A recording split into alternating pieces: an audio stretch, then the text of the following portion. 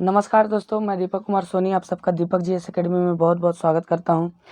जैसा कि आप लोग देख रहे हैं कि हम लोग रेगुलर श्रृंखला ला रहे हैं, है ना। तो उसी कड़ी में आज हम लोग बी एन अवधार साहब का जो निबंध का है, जो उत्पाद सिपाही और आने वाले क्लर्क के जो भर्ती के लिए होते हैं, वो बड़ा महत्वपूर्ण है ये कोटा की क्लासेस। और इन कोटा की क्लासेस में हम लोग संपूर्ण तरीके से जल्दी में और बड़ा बेहतर तरीके से करेंगे, ताकि आपके एक भी क्वेश्चन ना छूटे।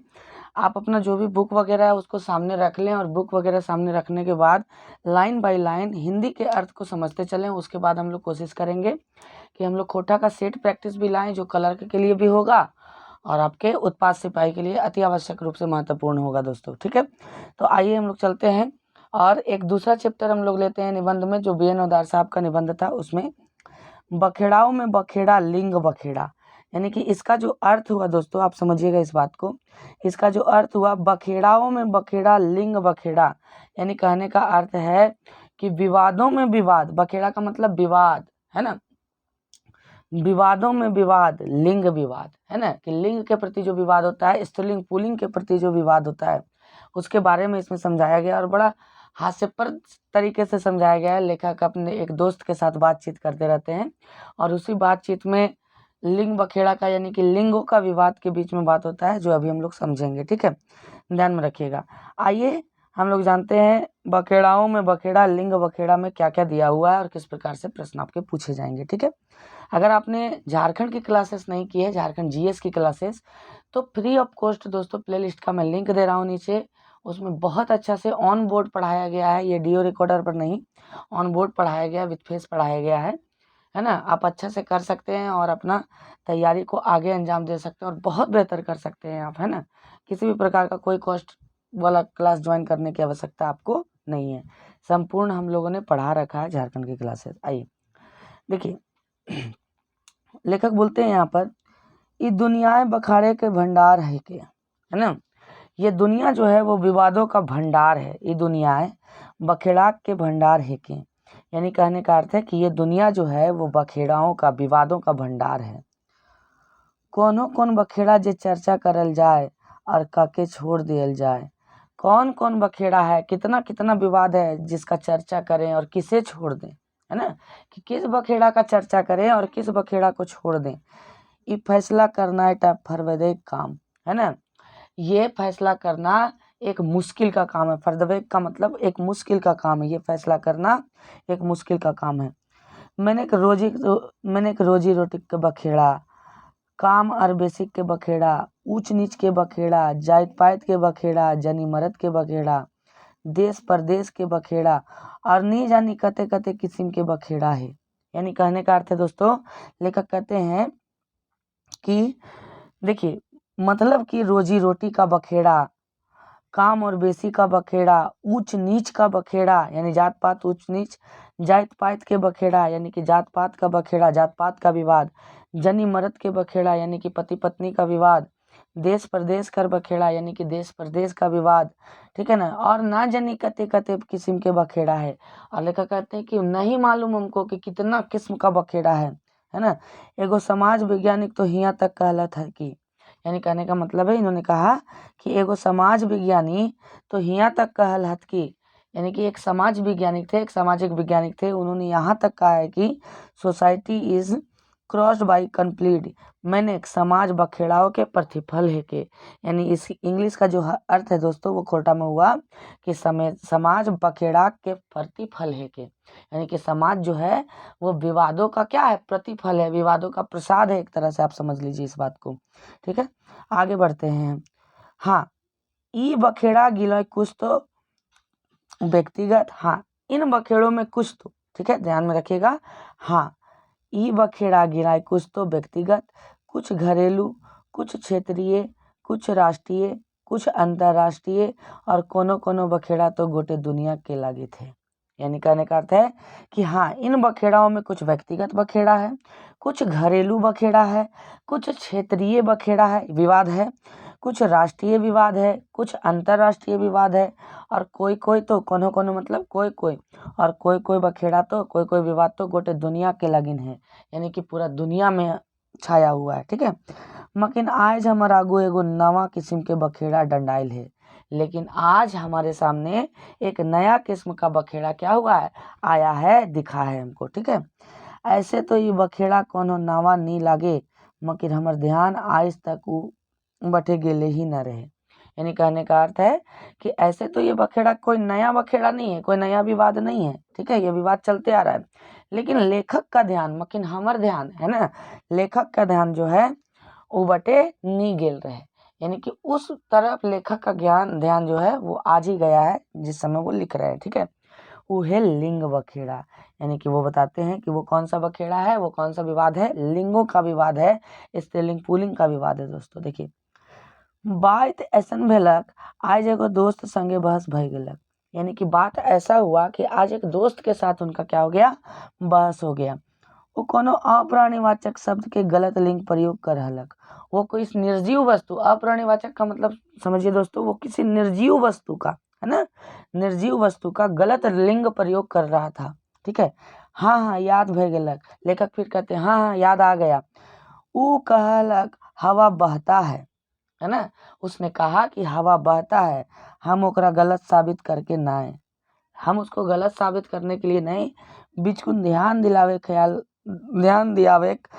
से कह लिए कि कटिलिंग के ध्यान कर हवा स्त्रीलिंग हके। ठीक है, लेखक कहते हैं कि हम उसे गलत साबित करने के लिए नहीं बोले, लेकिन ध्यान दिलाने के लिए, बिचकुन का मतलब लेकिन ध्यान दिलवाने के लिए, है ना, उसको मैंने कहा कि थोड़ा सा लिंग का क्या करा करो, लिंग का थोड़ा सा ध्यान किया करो, हवा स्त्रीलिंग है पुल्लिंग नहीं, ये कहा उन्होंने। ठीक है, बस इतना सुनते ही उ फायर भय गेलक और कहे लगलक तो एते ओदी खोदी मीन मेख निकाल है। देखिए यहाँ से देखिएगा दोस्तों, बस इतना सुनते ही उ फायर भय गेलक और कहे लगलक तो एते ओदी खोदी मीन मेख निकाल है, बताओ तो लिंग के माने की हवे है ना। इतना सुनते हुए क्या हो गया, आग बबूला हो गया, फायर हो गया, एक तरह से गुस्सा में होने लगा और कहने लगा कि तो इतने ओधी खोदी, यानी कि तुम इतना ओदता खोदता है, तुम इतना बात को गड़ा गड़ा के बोलता है, मीन मेख निकालता है, गलती सलती निकालता है, बताओ तो लिंग के माने की हवे, बताओ तो लिंग का मतलब क्या होता है। उनके दोस्त ने लेखक को कहा ये बात, है ना। फिर वो दंदनाए के कहे लगलक हिंदी शब्द सागर के अनुसार, फिर वो दंदनाए के एकदम स्पीड में कहे लगा। ठीक है, कि हिंदी शब्द सागर के अनुसार नंबर 1 देखिए, चिन्ह या निशान लिंग का पहचान है। ठीक है, गुप्त इंद्रियां लिंग का पहचान है। व्याकरण के अनुसार, तीसरा, व्याकरण के अनुसार वह तत्व जिससे पुरुष और स्त्री का भेद पता लगता है वो लिंग का परिचय देता है। जिससे किसी वस्तु का अनुमान हो वो लिंग का परिचय देता है। सांख्य के अनुसार मूल प्रति वो लिंग का विचार देता है, मतलब कि लिंगों में भेद करता है। मीमांसा के अनुसार 6 लक्षण, है ना, वो क्या करता है, लिंग का विचार देता है। ठीक है, अब यहाँ पर ये बोलते हैं लेखक कि जकर अनुसार, मतलब कि वो बोलता है जकर अनुसार लिंग के निर्णय कहल जाए। यानी कि इसने कहा कि देखो, चिन्ह या निशान के आधार पर, गुप्त इंद्रियों के आधार पर, व्याकरण के अनुसार वह तत्व जिससे पुरुष और स्त्री का भेद होता है, जिससे वस्तु का अनुमान हो, सांख्य के अनुसार मूल प्रति के आधार पर, मीमांसा के अनुसार, ऐसे 6 लक्षण है ना, जिसके अनुसार लिंग का निर्णय किया जाता है। देखिए, अब यहाँ से आइए, वो सब ई तरी है उपकर्म, उपसंहार, अभ्यास, अपूर्वता, अथर्वता और उपयति, है ना। वो कहता है फिर कि वो सब किस प्रकार से, इस प्रकार से, उपकर्म, उपसंहार, अभ्यास, अपूर्वता, अथर्वता और उपयति। यही नहीं, फिर वो आँख डंडाई के कहलक ये हवा के लिंग के किए चिन्ह है। ठीक है, और यही नहीं, वो आँख दिखा के, आँख फाड़ के कहा, डंडाइन का मतलब आँख फाड़ के कहा कि ये हवा के लिंग के की चिन्ह है, ये हवा के लिंग का क्या चिन्ह है, क्या पहचान है कि हवा स्त्रीलिंग है कि पुल्लिंग है। एकर में कौन ऐसा तत्व है जरा देख के तो कह दिले कि हवा स्त्रीलिंग है के, और इसमें ऐसा कौन सा तत्व है जिसे तुमने देख के कह दिया। यहाँ पर देखिए दोस्तों, एकर में कौन ऐसा तत्व है जरा देख के तो कह दिले कि हवा स्त्रीलिंग है के, और इसमें कौन सा ऐसा तत्व है जिसको देख करके तुम कह दिया कि हवा स्त्रीलिंग है ना। हवे पारे तोरा, है ना, हवे पारे तोरा एकर में कोनो दिखाई पड़ल है तो, मकिन एकर पर्यायवाची नाम गुलीन, है ना। देखिए ये कहता है कि हवा में तोरा में एकर में कोनो कुछ भी दिखाई दिया होगा, मगर इसका पर्यायवाची तुम किसी भी आधार पर इसको क्या कह रहा होगा, स्त्रीलिंग बोल रहा होगा। ठीक है, मकिन एकर पर्यायवाची नाम गुलीन, मगर इसका पर्यायवाची नाम जो शब्द है, गुलीन का मतलब बहुत सारा जो अर्थ हुआ है ना, समूह एक तरह से गुलीन का मतलब। ठीक है, पवन, मरुत, वायु, समीर आदि व्याकरण गुलीन पुलिंग कैसे कह देला, यानी कि मगर इसका जो पर्यायवाची शब्द है पवन, मरुत, वायु, समीर आदि व्याकरण गुलीन यानी कि व्याकरण शब्द में इन सभी को क्या कहा गया है, पुलिंग कहा गया है। अब बताइए ये ठीक तो बोल रहा है, लेखक का जो दोस्त है वो ठीक बोल रहा है, आपको यही समझना है दोस्तों। और हिंदी में इसी प्रकार से आपके 4 ऑप्शन वाले आएंगे, कुछ दिन में हम लोग उसको भी लाने वाले हैं, 2-4-5 दिन में जो सेट प्रैक्टिस होगा। अब ये देखिए यही बोल रहा है कि चलिए ठीक है हवा स्त्रीलिंग है मान लिए, लेकिन इसका जो पर्यायवाची शब्द है पवन, मरुत, वायु, समीर, ये सबको व्याकरण में पुलिंग कहा गया है ना, पुलिंग कहा गया है कि ककरो नाम बदलला से ओकर प्रकृति बदल जाए। और यही लेखक का दोस्त कहता है कि क्या किसी का नाम बदलने से उसका प्रकृति बदल जाता है। बताइए अगर हम सागर का नाम आशा रख दे तो क्या सागर का लिंग बदल जाएगा, सागर का स्त्रीलिंग पुलिंग से स्त्रीलिंग हो जाएगा, यही कहना चाह रहे हैं लेखक के दोस्त, है ना। फिर उसने कहा कि इतने नाय आज लग तो ई देखा कि पुलिंग भीतर स्त्रीलिंग और स्त्रीलिंग भीतर पुलिंग पावल जाए, है ना। और इतना ही नहीं, आज तक तो यही देखने के लिए मिला है कि पुलिंग के अंदर स्त्रीलिंग और स्त्रीलिंग के अंदर पुलिंग देखने के लिए मिलता है ना। उसके बाद ये उदाहरण देंगे, कहवे कैसे, ठीक है, आप कहिएगा कैसे, लेखक का दोस्त लेखक को बता रहा है कि आप कहिएगा कैसे, कहवे कैसे, तुम किस प्रकार से कह सकते हो। तो देखा आ एक अंगूर, ना एक हड्डी, ये सब स्त्रीलिंग है ना। आँख हो गया, अंगुली हो गया, नाक हो गया, अंगूर का मतलब यहाँ पर अंगूर नहीं समझना है, अंगूर का मतलब अंगुली समझना है दोस्तों, है ना। आँख, अंगूर, नाक, हड्डी, ये सब स्त्रीलिंग हके, चाहे मर्द कर रहे चाहे जनी बेटी के, है ना। कहने का मतलब है कि लेखक के दोस्त कह रहे हैं, ये प्रमाण दे रहे हैं कि किस प्रकार से आप स्त्रीलिंग पुल्लिंग का विभाजन करते हैं। ये प्रमाण दे रहे हैं कि देखिए आँख हो गया, अंगुली हो गया, नाक हो गया, हड्डी, ये सब स्त्रीलिंग है, चाहे वो मर्द का हो या जनी का हो, यानी कि चाहे वो पुरुष का हो या स्त्री का हो, ये सब चीज़ स्त्रीलिंग हो जाएगा। चाहे आदमी का भी उंगली हो वो भी क्या है, स्त्रीलिंग है।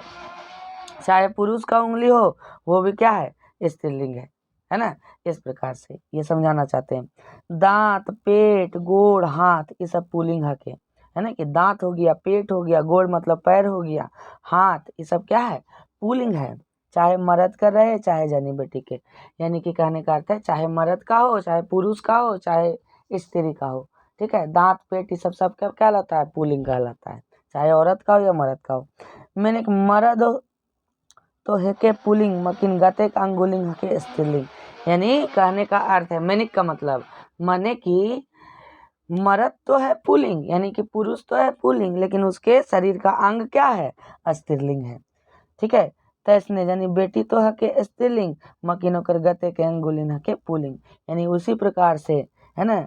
बेटी तो क्या है, जनी तो क्या है, जनी बेटी, यानी जनी बेटी का मतलब औरत तो क्या है, स्त्रीलिंग, लेकिन ओकर गतक अंगे गुलिन हके पुलिंग, यानी कि उसके जो अंग है उसको पुलिंग बोला जा रहा है। जैसे दांत, पेड़, गोड़, ये सब क्या है ना, दांत, पेट, गोड़, ये सब क्या है, पुलिंग है, चाहे वो स्त्री का भी हो फिर भी, ठीक है। बाहरे लिंग और एकर व्यवस्था, ये फिर कहता है कि बाहरे लिंग और एकर व्यवस्था, बाहरे लिंग व्यवस्था, ये कहता है ना, एक तरह से असमंजस तरीके से, है ना। हम अपन सिफरई में कोटी रगइए और कह लिए देखा जनाब, ताहे कोनो चीज़े के तह तो जीभे नहीं, है ना। इसने कहा सिफरई का मतलब हम अपने क्या करें, प्रतिष्ठा में, हम अपने बड़ाई में थोड़ा सा क्या किए, है ना, कोटी रगाए के, कोटी रगाए, रगाए का मतलब होता है थोड़ा सा गुस्सैल भाव में, गुस्सैल भाव में कह लिए देखा जनाब, यानी लेखक कहते हैं कि देखा जनाब, ताहे कोनो चीज़े के तह में तो जीभे नहीं। तह का मतलब होता है गत में, डीप में, एक तरह से तह का मतलब आप समझते हैं ना कि इस तह में जाओ, एकदम तह तक जाओ, तह तक का मतलब एकदम अंतिम तक जाओ, तो वही चीज़ लेखक कह रहे हैं कि देखा जनाब, ताहे कोनो चीज़े के तह में तो जीभे नहीं, यानी कि आप किसी चीज़ का तह में तो जाएंगे नहीं, है ना। अथोरिए बेगर बुझले डोका फाड़े लगबे, और बिना बुझे, है ना, बिना बुझे क्या करने लगेंगे, डोका फाड़ने लगने। डोका फाड़ने का मतलब बोलने लगेंगे जैसे तैसे, रदबदाय के बोलने लगेंगे, तेजी से बोलने लगबे, है ना। बात दरअसल आर आया ऐसन है कि कोनो देश के भाषा से देश के संस्कृति, देखिए कोनो देश के भाषा से देश के संस्कृति के वाहक कहबे, संस्कृति के छाप भाषा पावे है ना। कि बात दरअसल ये है कि, है ना, कि किसी भी देश का भाषा ऐसा होता है जिससे देश का संस्कृति क्या होता है, झलकता है। यानी भाषा देश के संस्कृति का क्या होगा, वाहक होगा, है ना। संस्कृति का छाप भाषा में पाया जाता है, ये कह रहे हैं वो, ठीक है। यही सब ऑप्शन में आपको देगा कि बताइए संस्कृति का छाप, है ना। बखेड़वा में बखेड़ा लिंग बखेड़ा का निबंध में संस्कृति का छाप किसे कहा गया है, तो संस्कृति का छाप किसे कहा गया है, भाषा को कहा गया है, ठीक है।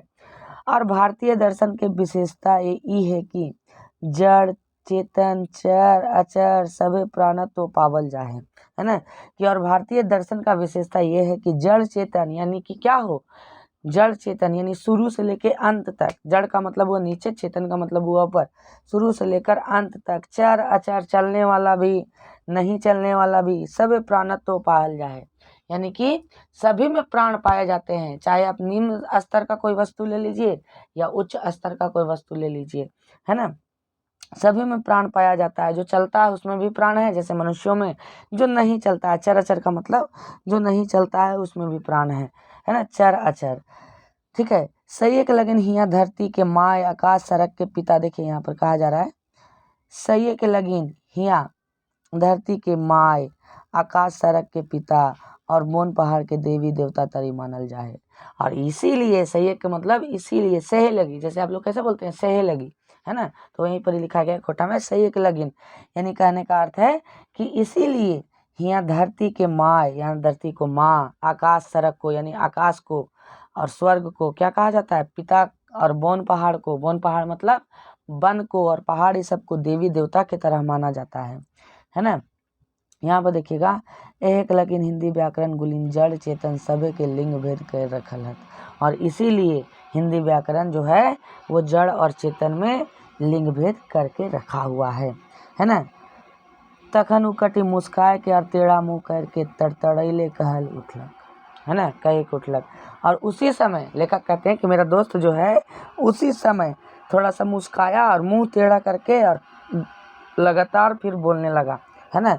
बेस बेस तो सही एक लगिन तो इन पहाड़ पर्वत और पाखन के पूजे में अपन माथा ठेले चला है ना। कि बढ़िया बढ़िया, इसीलिए तो तुम लोग पहाड़ पर्वत और पखल को पूजने में अपना माथा क्या रखता है, खपैले चलता है, डबडीले चलता है। ठेले का मतलब डबडीले चलता है, माथा टकराते चलता है ना। मकिन जियत हाड़ मांस के जीव के पूछबे तक ना, है ना। लेकिन जीते हुए हाड़ मांस का जो शरीर है, जीव है, उसको पूछेगा तक नहीं। गरीब गुरुआ का बात कर रहे हैं यहाँ पर दोस्तों, है ना। बेचारन गिरिडीह जिला के वो चौकरा, है ना। देखिए गिरिडीह जिला के चौकरा का यहाँ पर अच्छे से अर्थ समझ लीजिए आप। चौकड़ा का मतलब होता है थर्ड जेंडर हिजड़ा, है ना, थर्ड जेंडर हिजड़ा जिसका कोई लिंग है ही नहीं, ठीक है। याद रखिएगा, ये प्रश्न पूछ सकता है आपसे कि ये कह रहे हैं, यानी कि लेखक के दोस्त कह रहे हैं कि बेचारे गिरिडीह जिला के चौकरा, है ना, गिरिडीह जिला के चौकरा का मतलब जो थर्ड जेंडर वाला था, गुलीन यानी चौकरा सब, यानी कि जो हिजड़ाओं का समूह था, वोटर लिस्टे अपन नाम चढ़ावे खातिर छेछियात रहला, मगर वोटर लिस्टे अपन नाम चढ़ावे तो दूर आदमी तक माने ले नहीं तैयार है तो है नहीं। यानी कहने का मतलब है, ये कहते हैं कि बेचारा जो गिरिडीह जिला का जो हिजड़ाओं का समूह था, उन लोग एकदम घिघियाते रह गया, छिछियाते रह गया कि हम लोग का नाम वोटर लिस्ट में चढ़ा दीजिए। लेकिन वोटर लिस्ट में नाम चढ़ाने का तो दूर, है ना, आप लोग मानने के लिए भी तैयार नहीं है कि वो सब आदमी भी है ना। आखिर ओखिन के वोट दिए के अधिकार की रंग मिलते हैं, वोटर लिस्ट ओखनी के लिंग व्यवस्था जे नखे। यानी कि आखिर उन लोग को वोट देने का अधिकार किस प्रकार से मिलेगा, वोटर लिस्ट में ओखनी के लिंग के व्यवस्था जो नखे, यानी वोटर लिस्ट में उन लोग का लिंग का व्यवस्था जो नहीं है। आप देखिएगा वोटर लिस्ट का फॉर्म भराता है तो उसमें मेल और फीमेल देता है, थर्ड जेंडर देता ही नहीं है ना। तो इस प्रकार से उन लोगों का वोटर लिस्ट बनता ही नहीं। वही बता रहे हैं कि आखिर उन लोगों को वोट देने का अधिकार किस प्रकार से मिलेगा, उन लोग को तो लिंग की व्यवस्था है ही नहीं, है ना, वोटर लिस्ट में। उतने ना है तो उन्हीं के राष्ट्रीय भाषा हिंदियों में नखे ओखनिक लिंग व्यवस्था। और इतना ही नहीं, आप लोग का राष्ट्रीय भाषा, यानी लेखक को कह रहा है, लेखक का दोस्त, कि आप लोग का राष्ट्रीय भाषा हिंदी में भी उन लोगों के लिंग की कोई व्यवस्था नहीं है ना। हम फुसफुसाए के कह लिए, यानी कि हम क्या किए, धीरे धीरे बोले फुसफुसाए के। जैसे कैसे होता है, चुगली करना एक तरह से, धीरे धीरे बोलता है ना, अरे तो एकर से की भेल है, यानी कि कैसे बोलता है, तो इससे क्या हुआ, यानी कि अरे तो एकर से की भेल है, अरे इससे क्या हुआ। ठीक है, सही एक लगिन तो हिंदी के राष्ट्रभाषा के गद्दी बैठल रहलू, ओकरा व्यवहार क्षेत्र कहाँ रह देला है। और इसीलिए तो है ना, लेखक कहते हैं कि इसीलिए तो हिंदी को राष्ट्रभाषा का गद्दी में बैठाए थे, राष्ट्रभाषा का दर्जा दिए थे, लेकिन उसका व्यवहार क्षेत्रों में कहाँ है, उसका व्यवहार क्षेत्रों में नहीं है ना। हिंदी कुछ क्षेत्रों में बोल जाते हैं, शहरों में बोल जाते हैं, बाकी अपने क्षेत्रों में तो आप क्षेत्रीय भाषा बोलते हैं, खोरठा, मगही, भोजपुरी, ये बोलते हैं आप, है ना। चार चार जेंडर वाला अंग्रेजियन हम इनके प्रिय है, और चार चार जेंडर वाला अंग्रेज हम लोगों को क्या है, प्रिय है, अंग्रेजी भाषा हम लोगों को प्रिय है।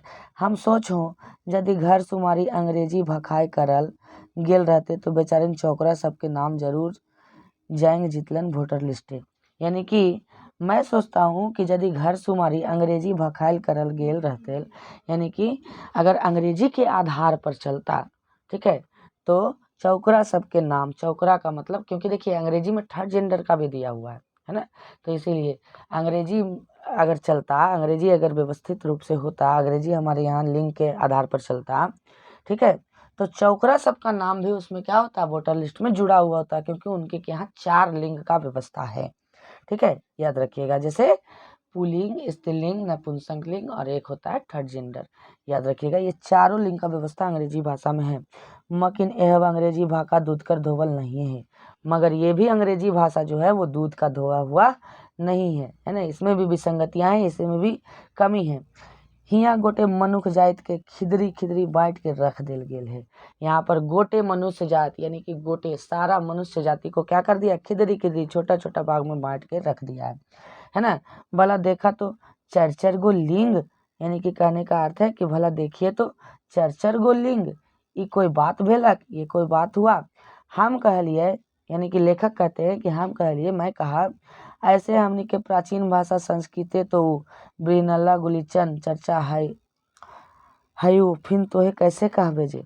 और इस प्रकार से तो हमारे प्राचीन भाषा संस्कृत में तो हिजड़ाओं की व्याख्या है, तो फिर तुम कैसे कहते हो कि उन लोगों को कोई अधिकार नहीं मिला। जे का मतलब डैश डैश डैश का मतलब हो गया कि उन लोगों का अधिकार नहीं मिला। उड़ तड़तड़ाई के कहलक कही उठलक, यानी कि कहने का मतलब है दोस्तों, लेखक कहते हैं कि उड़ तड़तड़ाइले कही उठलक, यानी कि वो स्पीड में कह के उठा, है ना। नीके रह तू पानी पतंजलि ऋषि गुलियान जखिन कम से कम ब्रिनल्ला के सूत तो लेलथिन, अच्छा ही था वो पानिनी जिन्होंने संस्कृत व्याकरण लिखा, पतंजलि, है ना, उन ऋषि लोगों का बहुत नीक हुआ, नीक का मतलब बहुत अच्छा हुआ उन ऋषियों का, कि कम से कम उन ब्रिहनल्ला का मतलब दोस्तों वही चौकरा, यानी कि थर्ड जेंडर का बात कर रहा, उन्होंने तो सूद तो लिया, कम से कम उन्होंने उसकी व्याख्या तो की अपने ग्रंथों में, मकिन वो कम प्रतिक्रियावादी न रहते, लेकिन उन लोग भी कम प्रतिक्रियावादी नहीं था, है ना। लिंग भेद करके बहाने गोटे मनुष्य जात के खंड खंड करके बाइट खूंट के अलग विवाद के भावना खड़ा कर देला। और लिंग भेद करके पूरा मनुष्य जात को खंड खंड में बांट दिया और विवाद का भावना खड़ा कर दिया। नाट्य शास्त्र के लिखवैया आचार्य भरत तो अपन नाटक शास्त्रे, देखिए यहाँ पर कह रहा है, देखिए नाट्य शास्त्र के लिखवैया आचार्य भरत तो अपन नाट्य शास्त्रे ऐसा नियम बनाए दिला हला कि जनी बेटी व बेटी छुआ गुलिन संस्कृत बोली के अधिकारे नहीं हला। यानी कहने का मतलब है कि नाट्य शास्त्र के लिखवैया जो आचार्य भरत थे, उन्होंने अपने नाटक शास्त्र में, नाट्य शास्त्र में ऐसा नियम बना दिया कि जनी बेटी के और बेटी छुआ के, यानी कि औरतों को, है ना, संस्कृत बोलने का अधिकार भी नहीं था। ओखिन के प्रकृति बोले खातिर विवश कर देल गए थे, यानी कि उन लोगों को, यानी कि बेटियों को, महिलाओं को प्राकृतिक बोलने के लिए क्या कर दिया गया था, प्राकृत भाषा बोलने के लिए क्या कर दिया गया था, विवश कर दिया गया था, संस्कृत बोलने का अधिकार उनको नहीं दिया गया था। तइयो हिंदी के तुलना संस्कृत कटी बेसी समतावादी भावना, बराबरी की भावना पावा है। लेकिन फिर भी हिंदी की तुलना में संस्कृत में थोड़ा समतावादी का मतलब बराबर का अधिकार का भावना उसमें पाया जाता है हिंदी की अपेक्षा ज़्यादा संस्कृत में। ठीक है, आपसे पूछ सकता है कि बताइए हिंदी की अपेक्षा लेखक के अनुसार बखेड़वा में बखेड़ा, लिंग बखेड़ा के निबंध में लेखक के अनुसार हिंदी से ज़्यादा समतावादी भाषा कौन सा है? तो संस्कृत है, यहाँ पर ही आ जाएगा, है ना। वो आगू कहलक, यानी कि वो आगे कहा, एकरो ले बेसी समतावादी मानव दृष्टि तो हमिन के क्षेत्रीय भाषा गुलिन है ना। इससे भी बेसी, संस्कृत से भी बेसी, है ना, समतावासी भाषा यानी कि बराबरी का भाषा भाव जो है वो हम लोगों का क्षेत्रीय भाषा में है, जकर में लिंग के लय के कोनो बखेड़ाक नहीं खे, जिसमें लिंग को लेकर के कोई भी बखेड़ा नहीं है किसी भी प्रकार का। आगे एग्जाम्पल देंगे, ये देखिएगा। प्राणीवाचक सब एक लिंग है ना, प्राणीवाचक सब एक लिंग है, जितना भी प्राणी है सभी एक लिंग है ना। अप्राणीवाच जड़ चेतन सभी एक तराजू तोलल जाहत, और अप्राणीवाच जड़ चेतन जिसकी बात हिंदी में कर रहे थे सब एक तराजू में तोला जाता है ना। तराजू ही मतलब सब एक तराजू, तराजू का मतलब वही जो आप तोलते हैं, तराजू में तोला जाता है, यानी बराबर में देखा जाता है, इसका अर्थ हुआ। मकिन क्षेत्रीय भाषा ऐसा नियम कोनो सहजे नाय भेले, मगर इन क्षेत्रीय भाषाओं में ऐसा कोई आसान नियम नहीं दिया गया है। एकर पीछे एगो बड़का दर्शन काम करो है, और इसका पीछे एक बड़ा दर्शन काम करता है। भाषा संस्कृति के वाहक लगे, यानी भाषा संस्कृति का क्या है? वाहक है। ये भी याद रखिएगा, भाषा संस्कृति का वाहक है। ठीक है, संस्कृति के छाप बाकाय देखे पहरो है ना। संस्कृति का छाप जो है वो भाषा में देखने के लिए मिलता है। जहाँ के जैसन संस्कृति है तय मन एक सामाजिक चाल व्यवहार रीत भांत, है ना, रंग रिवाज रहता तकर छाप भाषाएं परबे करता, है ना, कि जहाँ का जैसा रीत रंग रिवाज, है ना, रहेगा भाषा पर उसका प्रभाव पड़ेगा ही पड़ेगा। हमने के संस्कृति ये सब बातें बड़ी बेस है ना, और हम लोगों का संस्कृति इन सभी से क्या है? बहुत अच्छा है। वो है श्रम, समता, सह अस्तित्व, सहयोगात्मकता, ये हमने के सामाजिक सांस्कृतिक दर्शन है ना। यानी कहने का मतलब है कि हम लोगों का संस्कृति उन सभी संस्कृतियों से क्या है? अच्छा है। हम लोगों के संस्कृति में क्या है? श्रम है, समता है, सह अस्तित्व है, सहयोगात्मकता है ना। ये चारों चीज़ याद रखिएगा कि खोरठा भाषा के संस्कृति में, है ना, क्षेत्र में क्षेत्रीय भाषा जो खोरठा है उसमें कौन कौन से शामिल है, ये सब आपको 4 ऑप्शन करके देगा, एक कुछ और दे देगा तो गलती हो जाएगा वो, है ना, ध्यान में रखिएगा। हके और एकर छाप हमनी के भाषा पावे है, और इसका छाप हम लोगों के भाषा में पाया जाता है। इन चारों का, श्रम का, समता का, सहअस्तित्व का, सहयोगात्मकता का, है ना। लिंग भेद एकर एगो पठतर है के, यानी कि लिंग भेद इसका एगो क्या है? पठतर है। पठतर का मतलब देख लीजिएगा दोस्तों, है ना, पठतर है के, पठतर का मतलब देख लीजिए, थोड़ा सा यहाँ पर आगे इसका बताया गया है। देखिए, पठतर का मतलब विवाद होगा, ठीक है, यहाँ पर देख लीजिएगा थोड़ा सा।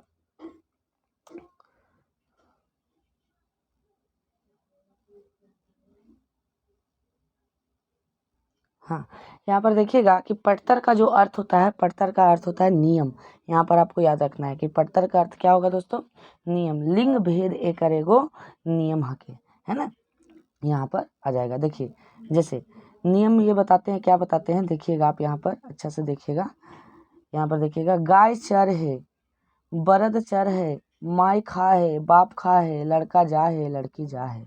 यानी कहने का अर्थ है कि ये बता रहे हैं कि हम लोगों की भाषा में लिंग का कोई भी नियम नहीं है, लिंग का कोई भी आपका क्या नहीं है, लिंग का कोई भी विचार नहीं है। जैसे देखिए, गाय चर है, यानी कि गाय चरता है, ठीक है, या चरता है या चरती है में विवाद नहीं है, जैसा कि हिंदी में है।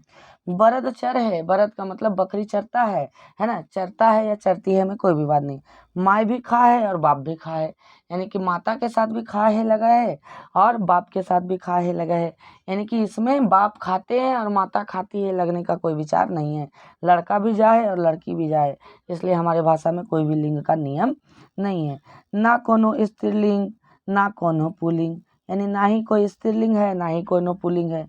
कोई लिंग भेदभाव ना है, सब एक लिंग, कोई भी लिंग भेदभाव नहीं है, सब एक लिंग है। राष्ट्रीय एकता जैर मोबाइल क्षेत्रीय भाषा गुलिन बेस तरी ढूंढल जाए पारे, है ना, कि राष्ट्रीय एकता के लिए क्षेत्रीय भाषा सबको क्या करना चाहिए, एक जैसा ढूंढना चाहिए, मतलब कि ढूंढना चाहिए क्षेत्रीय भाषाओं को, ताकि क्षेत्रीय भाषाओं को बढ़ावा देना चाहिए। देखिए, राष्ट्रीय एकता के जाहिर मोबाइल क्षेत्रीय भाषा भाके गुलीन बेस तरी ढूंढल जाए पारे, यानी कहने का अर्थ है कि राष्ट्रीय एकता के लिए और भी विशेष रूप से क्षेत्रीय भाषाओं को क्या करना चाहिए, ढूंढना चाहिए, क्योंकि इनमें लिंग वगैरह का भेद नहीं होता है। ठीक है, एक बाटे तो हिन जनता से कह जाति संप्रदाय लिंग भेद बुलाए के सब एक हो जाए।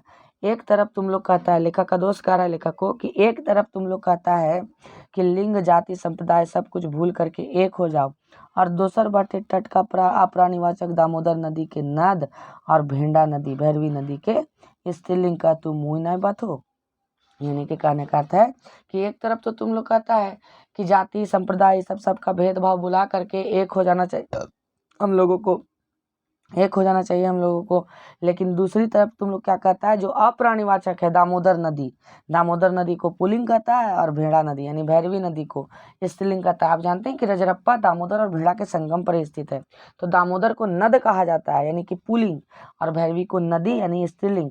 तो वही बोल रहे हैं कि एक तरफ तो तुम लोग कहता है कि मतलब कि सब लिंग आदि संप्रदाय का भेदभाव बुला करके और एक हो जाओ, लेकिन दूसरी तरफ तुम लोग क्या कहता है कि दामोदर को नद कह दे रहा है जो अप्राणिवाचक है, जिसमें प्राण है भी नहीं, और भैरवी को नदी कह दे रहा है। तो इस प्रकार से कैसे लिंग बखेड़ा हटेगा, तुम लोगों का ऐसा कहते मुँह नहीं बतो, यानी कि कहते मुँह नहीं बतो का मतलब मुँह नहीं दुखता ऐसा कहते हुए, है ना।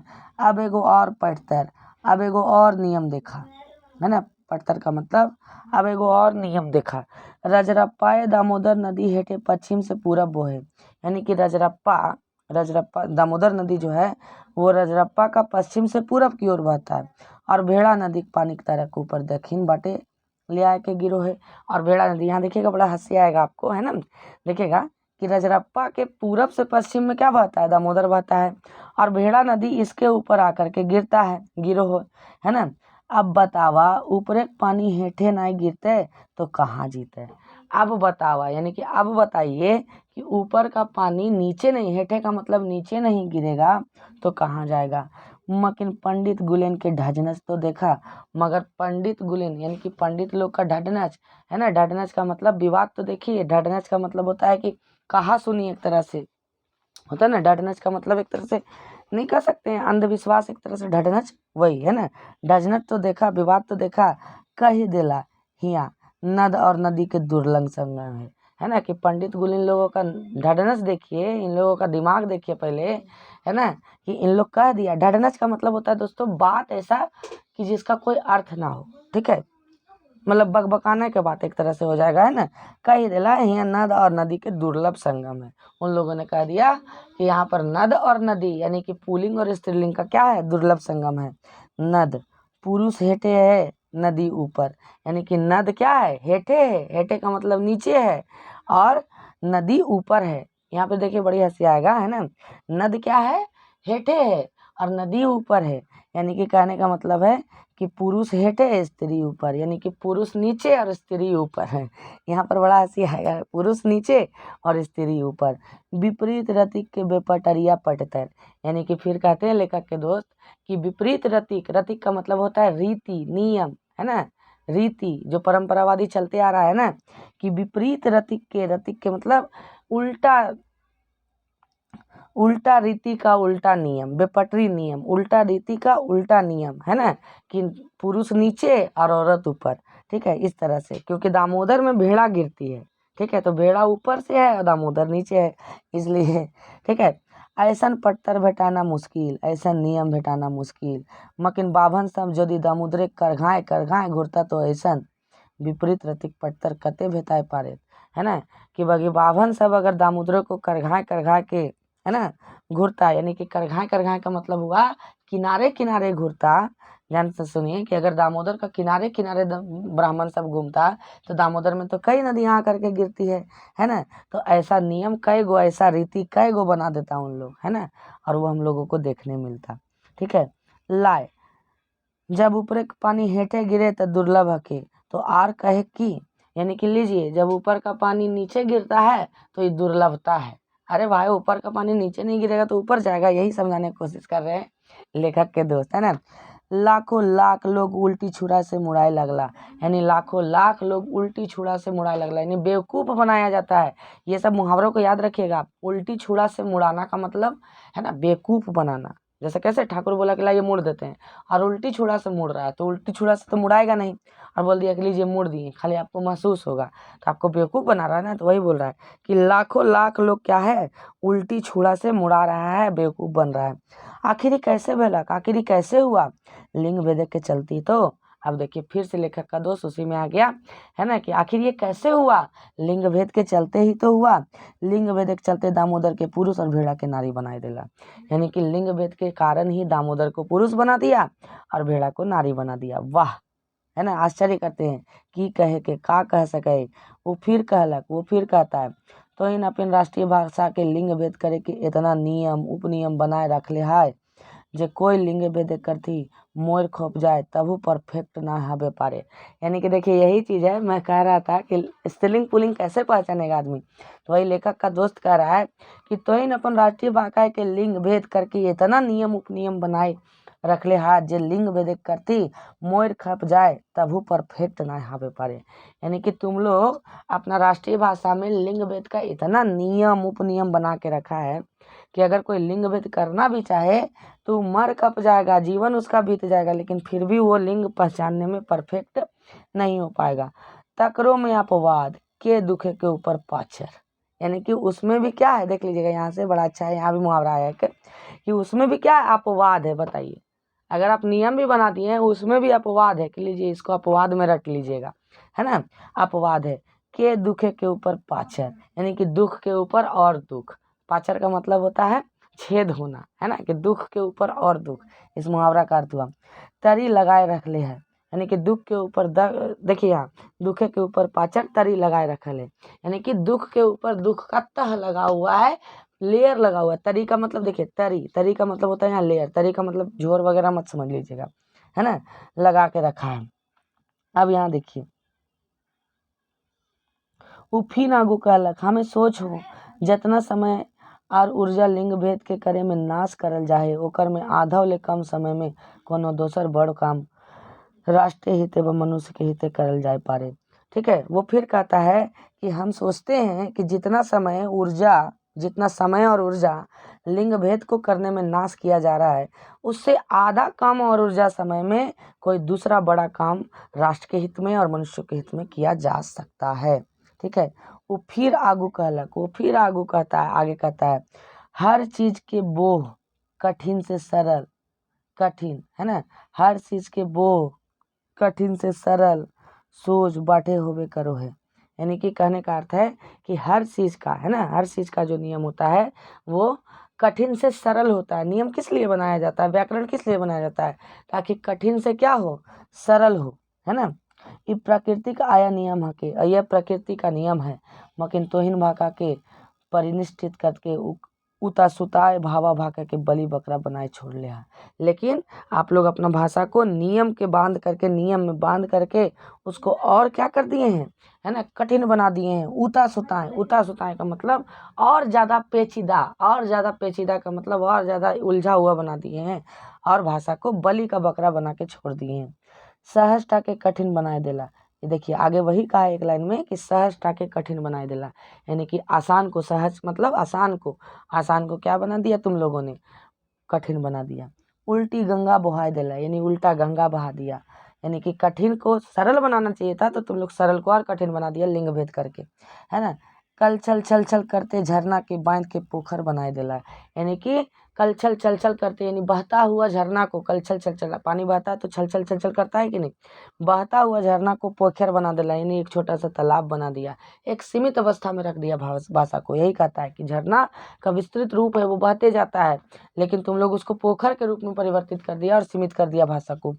ई भावे तो इन प्रतिक्रियावादी है का, यथा स्थितिवादी है का, प्रतिगामी है का, और इस अनुसार तुम लोग प्रतिक्रियावादी है ना, यथा स्थितिवादी है, यानी जैसा स्थिति होगा वैसा काम करेगा, है ना। प्रतिगामी है, यानी कि गति के विरोध में चलने वाला व्यक्ति है तुम लोग। ठीक है, ये पूरा बोल रहे हैं लेखक के दोस्त लेखक को। उपिन आगो कहलक, वो फिर आगे कहता है, देखा गोटे दुनिया के सो बखेड़ा जायर मोबाइल लिंग भेदता है के, यानी कि गोटे दुनिया, सारा दुनिया का जो बखेड़ा है, जो विवाद है, वो किस में है? जायर मोबाइल लिंग भेदता है के, यानी कि पूरा दुनिया का जो बखेड़ा है वो जायर मोबाइल लिंग भेद है ही है। यानी पूरा दुनिया में जितना भी लगभग बखेड़ा है, जितना भी विवाद है, वो लिंग भेद के कारण ही उत्पन्न हुआ है। यदि लिंग भेद के हटाए दिल जाए तो हमें बूझो दुनिया के ढेर कठिनाई कते कते पेच पाँच अपने सिराए जेते। यानी कि यदि लिंग भेद को हटा दिया जाए तो हम समझते हैं, बूझने का मतलब समझना, हम समझते हैं कि दुनिया के ढेर कठिनाई, यानी कि दुनिया का बहुत ज़्यादा कठिनाई क्या होगा? कते कते पेच पाँच अपने ही सिरा जाएगा। यानी धीरे धीरे धीरे धीरे क्या हो जाएगा? सिराने का मतलब खत्म होना, अपने ही खत्म हो जाएगा। मानुष विकास के पथे सरसरुआ भागे लगता है, यानी कि मानुष जो होगा, यानी मनुष्य जो होगा, वो विकास के पथ पर सरसरुआ यानी तेजी से भागने लगेगा। हम होकर मुंह टुकुर टुकुर ताकते रह गए। और लेखक कहते हैं कि इतना जो बोल रहा था, हम उसका मुंह क्या करते रह गए? टुकुर टुकुर ताकते रह गए, है ना। तो आशा करते हैं दोस्तों कि आपको मेरी भाषा समझ में आ रही होगी और मेरा पढ़ाने का तरीका समझ में आ रहा होगा। अगर समझ में आता है तो लाइक शेयर सब्सक्राइब करें, कमेंट वगैरह करें अगर कुछ गलत है तो, है ना। अगर आपको लगता है कि हाँ इसमें और इस प्रकार से सुधार किया जा सकता है कि नहीं, ऐसा तो कोई दिक्कत नहीं है। हम सेट प्रैक्टिस भी लाने वाले हैं, आप चैनल से जुड़ें और सब लाइक शेयर सब्सक्राइब करें। संभवतः आज तक कोई चैनल नहीं है खोटा का जिसमें आपको खोटा का सेट प्रैक्टिस दिया जाएगा। मैं दूंगा, क्योंकि मैं लगन से लगा हुआ हूँ आपके एक जॉब के लिए। ठीक है, बहुत बहुत धन्यवाद दोस्तों, बहुत बहुत धन्यवाद। दुआ में बहुत ज़्यादा याद रखिएगा। बहुत बहुत धन्यवाद।